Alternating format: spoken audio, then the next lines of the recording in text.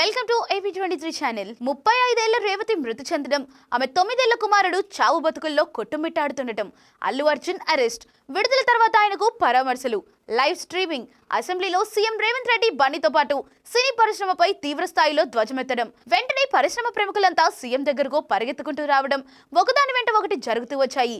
సెలబ్రిటీలంతా 2.5 గంటల సమయం ముఖ్యమంత్రితో చర్చించారు. పరిశ్రమకు ఏం కావాలో ఆయన్ను అడిగారు. ఒకరినొకరు ఇచ్చిపుచ్చుకునే ధోరణి కనపరిచారు. ఆ తర్వాత మీడియాతో మాట్లాడిన సురేష్ ప్రొడక్షన్స్ అధినేత దగ్గుబాటి సురేష్ బాబు అల్లు అర్జున్ పై తీవ్ర స్థాయిలో పరోక్షంగా మండిపడ్డారు. నీ ఇంట్లో నువ్వు ఏమన్నా చేసుకో, డాన్స్ వేసుకో, ఏమన్నా చేసుకో, బయటికి వచ్చినప్పుడు అందులోనూ ప్రజలున్నప్పుడు ఎంతో జాగ్రత్తగా పద్ధతిగా ఉండాలి అంటూ ధ్వజమెత్తారు. అందరూ ఈ విషయంలో అప్రమత్తంగా ఉండాలి. బయటకు వచ్చినప్పుడు ఎలా ప్రవర్తించాలనేది పిల్లలకు చిన్నతనం నుంచే నేర్పించాలన్నారు. ఆ తరువాత ప్రముఖ దర్శక నిర్మాత తమ్మారెడ్డి భరద్వాజ్ కూడా అల్లు అర్జున్దే తప్పు అన్నట్లు చెప్పారు. అల్లు అర్జున్ వల్లే సినీ పరిశ్రమ మొత్తం ముఖ్యమంత్రి రేవంత్ రెడ్డి ఎదుట తల దించుకునే పరిస్థితి వచ్చిందన్నారు.